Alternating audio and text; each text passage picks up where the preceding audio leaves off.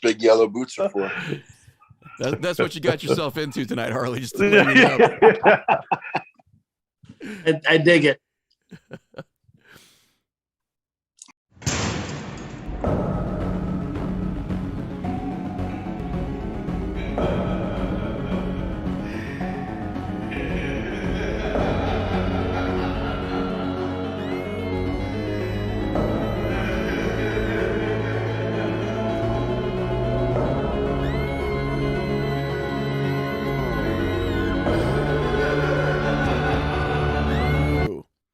Hey, everybody, it is Thursday night. We are back with Night Terrors Radio, live as always, whether you like it or not, because that's just what we do.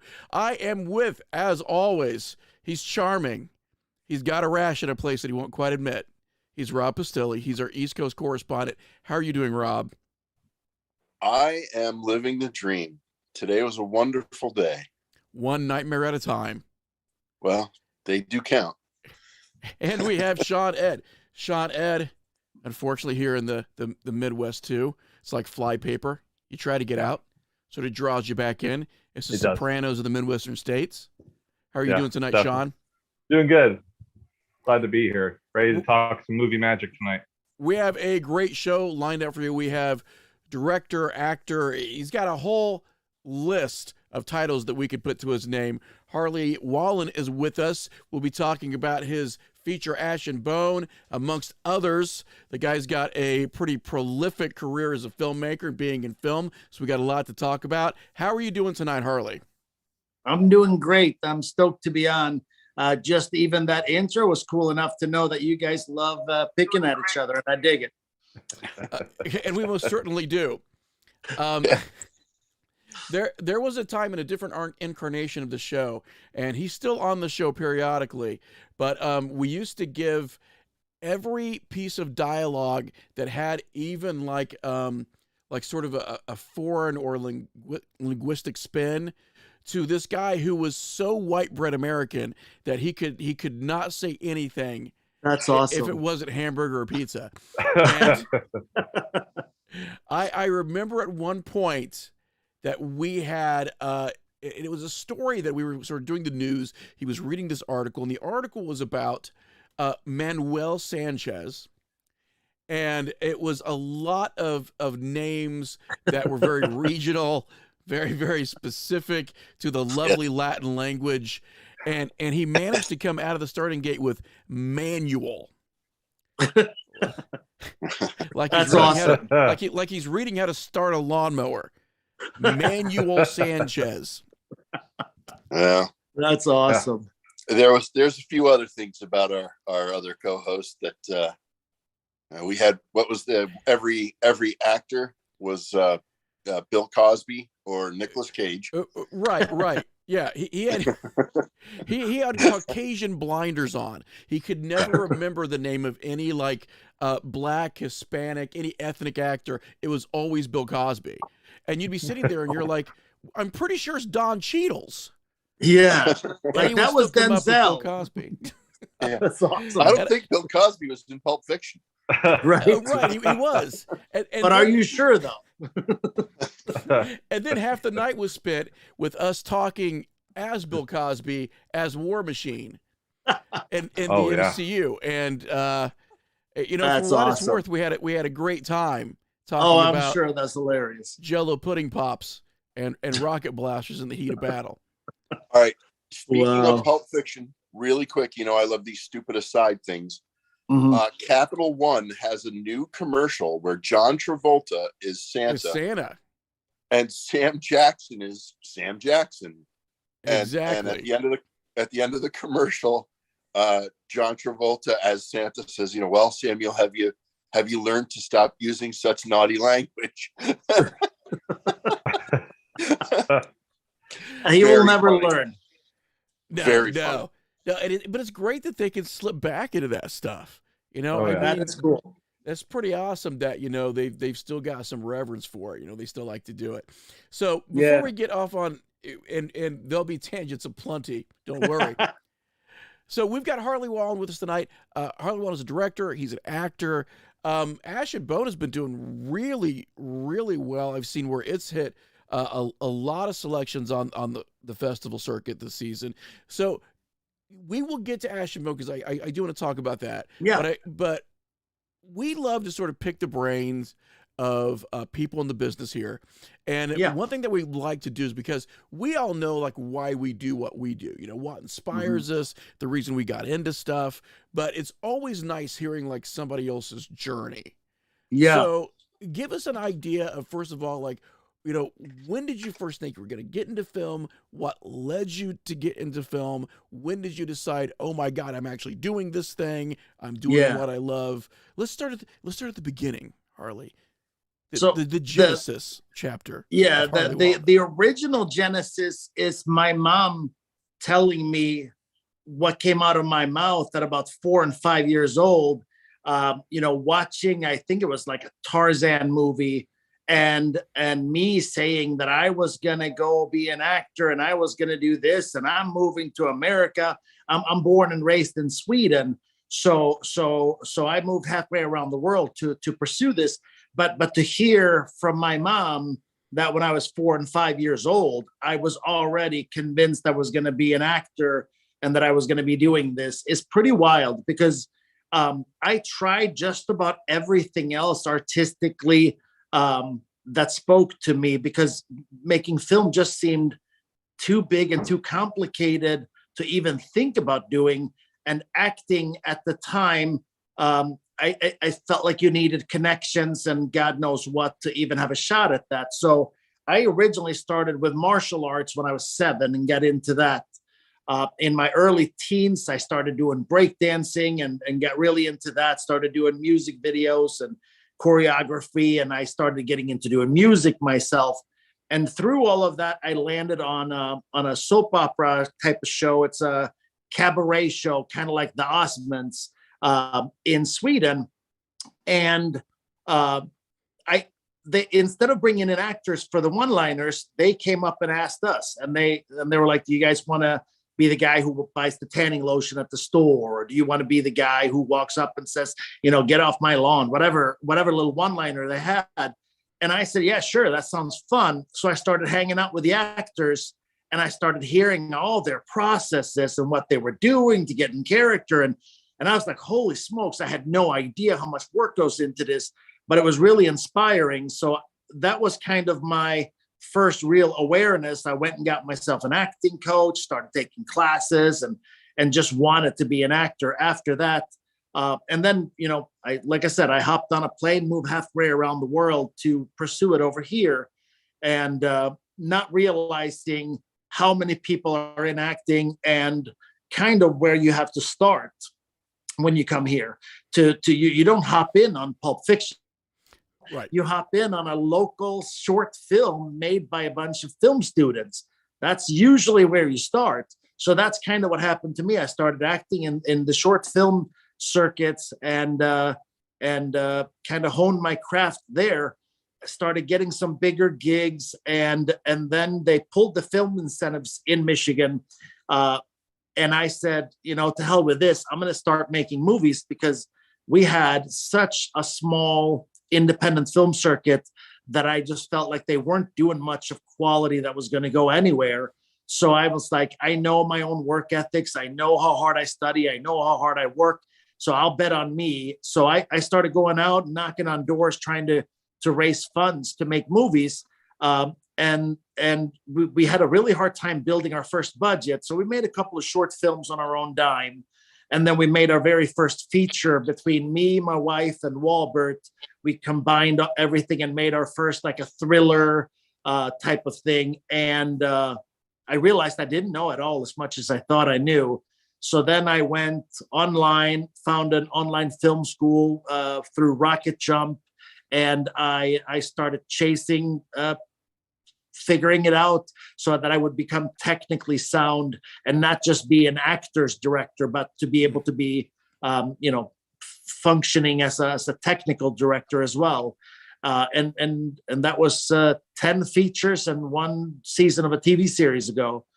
So that's kind of the quick way through, and that's my journey. I think you're being a little humble, because in researching the show, I looked at your IMDb page, and there's a little bit more than 10 features in one series of a TV show on Yeah. your IMDb page. It's kind of like an IMDb book. I think you kind of nailed it. I think you're getting there. Yeah. I meant from a production standpoint, the projects that I've seen bumper to bumper, many of them I've been a part of the writing all the way through to, signing and getting the distribution deal all the way through. That's 10 features and one TV series. But yes, I've been a part of much more than that.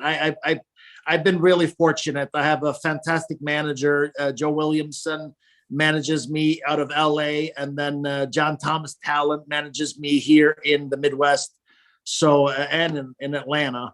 So I've been pretty fortunate, and I've seen my fair share of films. Yes.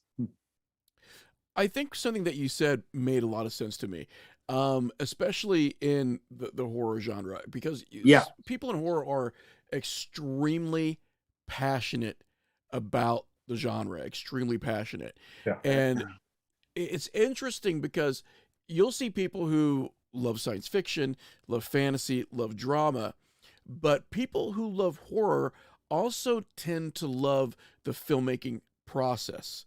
Like, these are people who know directors, they know the actors, they know, literally like the entire play-by-play of what their favorite performers or their favorite creators have done their entire lives. These horror fans have like a histrionic, encyclopedic knowledge of horror. And I think you see a lot of horror fans, more so than fans of any other genre, that want to be filmmakers, that want to tell stories, that have their own narratives. But as you said, you have to have a technical knowledge, at least to me, a technical knowledge of filmmaking. Yeah. And I think you've got some people out there who have some great stories to tell. But unfortunately, it gets so muddied in the execution because, I mean, we are in almost like a have iPhone will travel environment right now when it comes to filmmaking. Now, in your opinion, what have you seen as far as that shift? You've obviously seen, because I've been in the business one way or another, more in a different capacity for years, but I've seen a huge shift in filmmaking materials become more accessible. So do you think that the industry is becoming harder to break into because it's oversaturated, or do you think it's getting easier? I think it's a little bit of both. I think it has become a lot easier to make a film, but it has not been easier to be original, to be creative, to dare to tell a story, to care about the little things. That has not gotten any easier. And to be honest with you, I think it's gotten harder because even on mainstream, you can go on to pretty much any of the big streamers and you can watch content that's getting, a lot of hits, and it's not sound. It doesn't have proper storytelling. It has major plot holes, and it's just not a great project. If you think back to the days when we had a much more limited output, it was so hard to get on. So that was what limited your ability to succeed. Now that doesn't exist anymore because there's so many outlets. But what's happened is, I think a lot of people don't realize that they're not hitting the nail on the head, and they just keep doing it instead of digging into, like, I had to humble myself. I made 3 short films and a feature film, and all of my friends said, "Wow, great job, great job, great job." And I sat at my own premiere in a big movie theater with luxury seats, sold out at $25 a pop.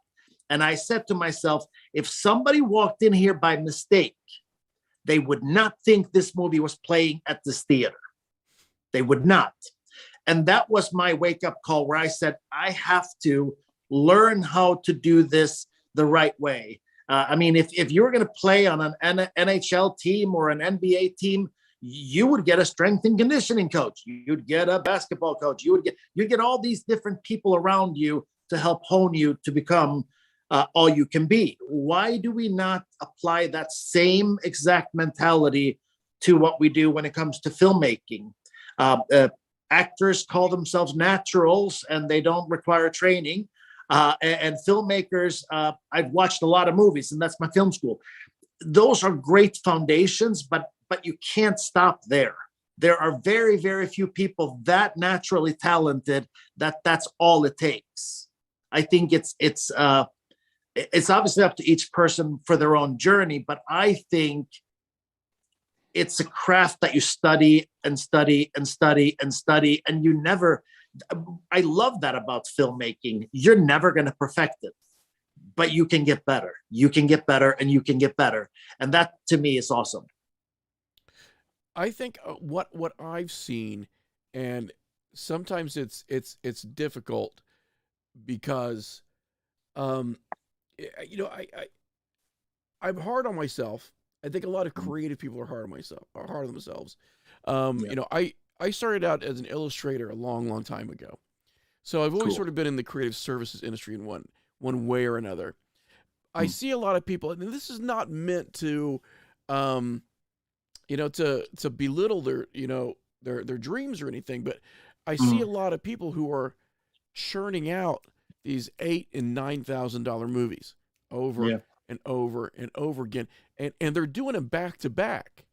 Yeah, and I admire their passion, I admire their persistence, but it's unfortunate because I'm looking at a lot of the products. And this is just from being a guy interested in film, a guy who, I've taught film theory, I've taught film production on the college level. So it's stuff that I've had to research. Yeah. And looking at it going, I wish they'd do that $8,000 movie and then take a couple years and decide what they're going to do next. And maybe take a look at technique, take a look at, like you were saying, the technical aspect. Go ahead, Rob. Story.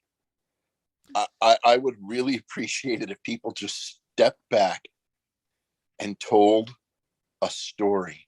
Yes. Now That's you're it. speaking my language. It all the jump scares and blood and whatever. Tell me a story. Yeah. Sean Ed and I talked about this with Brett. You look back at some of the most riveting performances in movies, and it's not the effects, it's not the area that it's shot in. It's like we talked about the scene in Apocalypse Now with Brando when he's in the dark and there's just the one light on him, and there's a snail crawling on the edge of a string.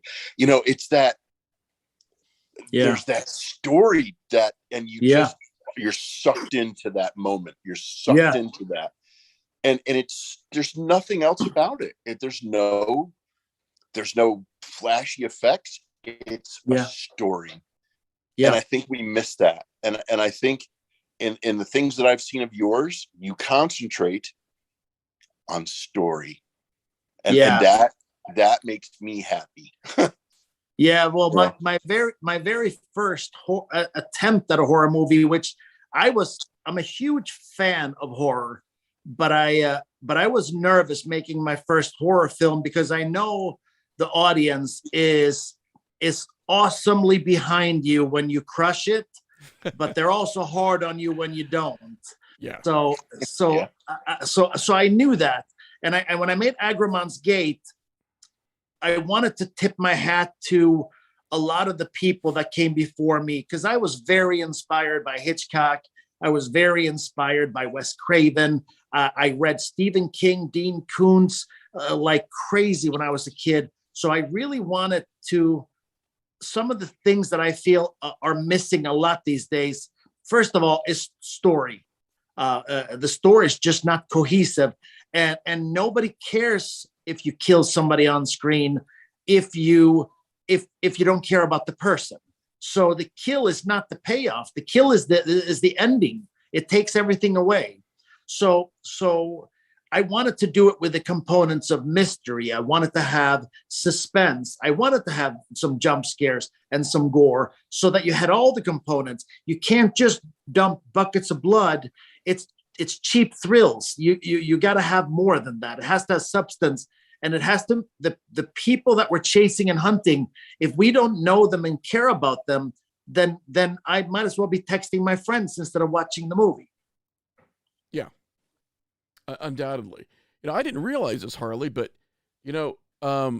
my site promoted the heck out of Agramon's Gate when it was coming out. I kept thinking, it's like, I know Agramon's Gate. I remember all the press that, because I also own and run horrorfix.com. All of cool. Yes. The press that we gave you guys. And I remember for sure when it came out and enjoying the hell out of it. So obviously you were a little a little intimidated going into the horror realm, because like we said, these are people who are passionate. They get passionate when they like something. They get equally passionate when they dislike something. Yes, sir. So you stuck to it, and you're still doing horror, which is absolutely great. I think it's my favorite genre to make, or at least one of my favorite genres, because since Agramon's Gate, we've made Ash and Bone, and this summer we just made our first creature film.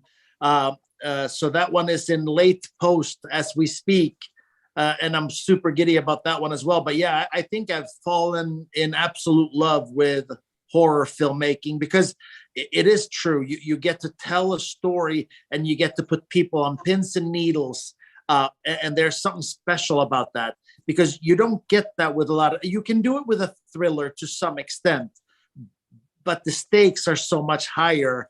When it's a vampire or a crazy hillbilly family chasing you, or a demon on your tail, that just elevates the stakes to a whole nother degree.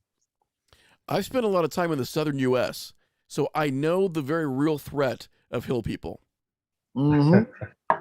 Yeah. Don't you live amongst the hill people now? I've spent time in West Virginia. Yeah.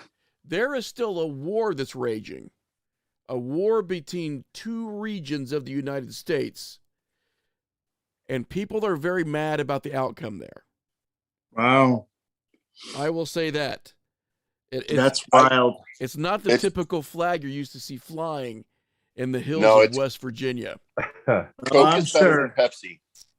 The war it should be over. Coke is better than Pepsi.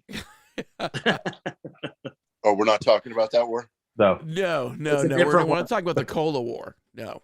Yeah.